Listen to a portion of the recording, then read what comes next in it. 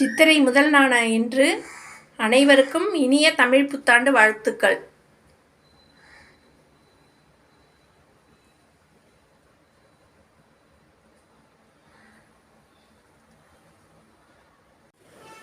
இப்போ ஒரு 1/2 லிட்டர் பால் காய்ச்சணும்.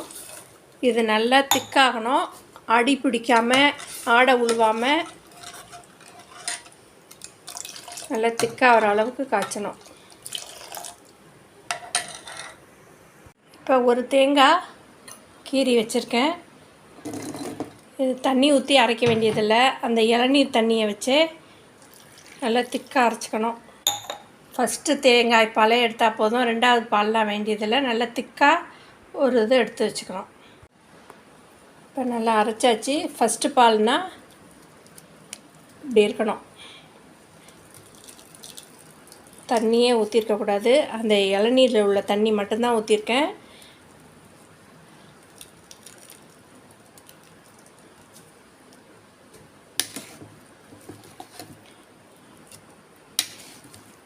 இதை எல்லாத்தையும் போட்டு நல்லா இறுக்கி புழிஞ்சிட்டு எடுத்து வச்சுக்கணும்.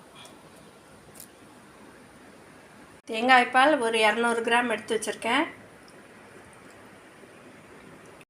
பால் நல்லா கொதிக்க வச்சு இது பண்ணியிருக்கேன். ரொம்ப சிம்மில் ரொம்ப குறைச்சி வச்சுருந்தாலும் ஆடை பிடிஞ்சிடும். அதனால் இந்த பதத்துக்கு இப்போ கரெக்டாக இருக்குது. இப்போ ஆஃப் பண்ணிடணும். இளநீர் நொங்கு பதத்துக்கு இருக்கணும்.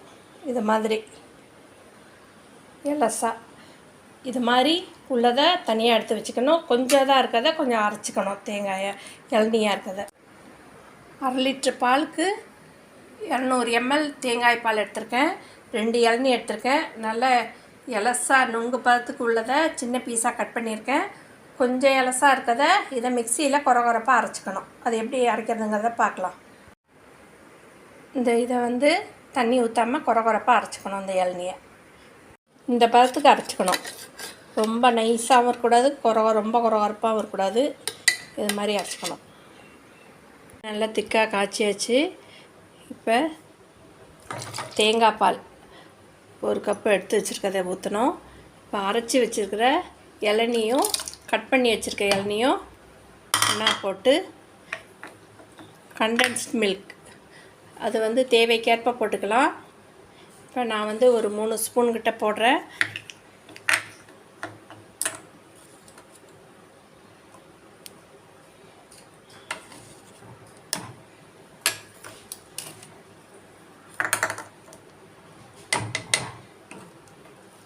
இதை நல்லா மிக்ஸ் பண்ணிவிட்டு கொஞ்சம் சுகர் பத்தலைன்னா சுகர் வேணுங்கிறவங்க போட்டுக்கலாம்.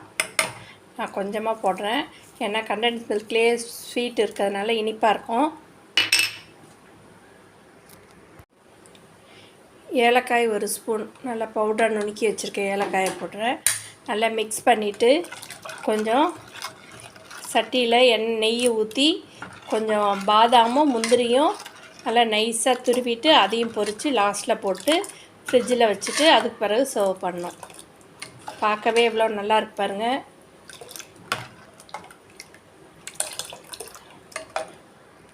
இப்போ அதை முந்திரியை வறுக்கணும். முந்திரியும் பாதாம் பருப்பும் லைட்டாக துருவி வச்சுருக்கேன். இப்போ நெய் 1 ஸ்பூன். நெய் காஞ்ச பிறகு இது 2த்தையும் போட்டு லைட்டாக வறுக்கணும். கருவிடக்கூடாது.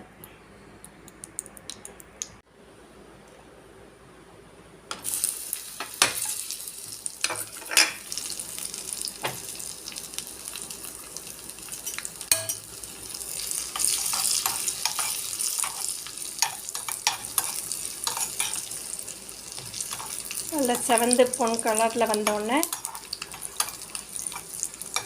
அந்த இளநீர் பாயசத்தில் ஊற்றணும். இளநீர் பாயசம் ரெடி ஆயிடுச்சு.